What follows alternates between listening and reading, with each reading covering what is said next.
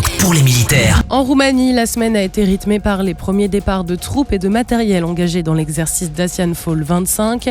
Les unités qui avaient permis de passer du niveau bataillon au niveau brigade ont entamé leur désengagement par moyens aériens, maritimes et ferroviaires. Et puis justement, changement de visage au sein du bataillon. Après 6 mois sur place, une partie du contingent a été relevée cette semaine.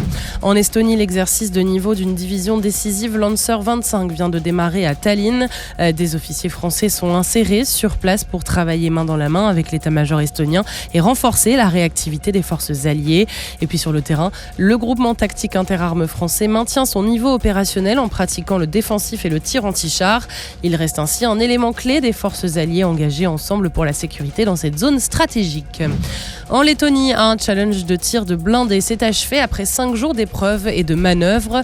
Organisée par la brigade multinationale de l'OTAN, la compétition a permis de juger de la qualité, de la précision et la puissance des équipes engagées par l'Alliance. En Pologne, la mission européenne EUMAM se poursuit avec l'engagement des instructeurs français. Cette semaine, plusieurs formations ont été menées pour les forces ukrainiennes. Reconnaissance, tir, aguerrissement, combat d'infanterie et génie. Direction maintenant la mer Baltique où le chasseur de mines français engagé au sein du groupe permanent de l'OTAN a poursuivi son entraînement avec des manœuvres d'évolution en formation tactique, coordination millimétrée, réaction rapide. Les équipages ont poussé le réalisme au maximum pour mettre en œuvre les procédures de l'OTAN. Et puis en parallèle, en route vers le golfe de Finlande pour renforcer la présence alliée dans cette région sous haute tension. Le Task Group a pris part à la surveillance de la zone, cette fois dans le cadre de l'opération Baltic Sentry. Et puis on va terminer en Espagne où l'armée de l'air et de l'espace est engagée avec plus de 140 aviateurs dans le Tactical Leadership Programme sur la base d'Albacete.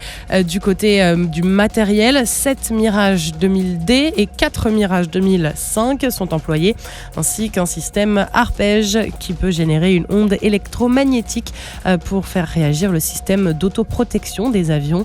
L'objectif est clair, muscler les compétences tactiques et l'ensemble des capacités des chefs de mission qui peuvent assumer un rôle important dans une coalition en cas de conflit majeur.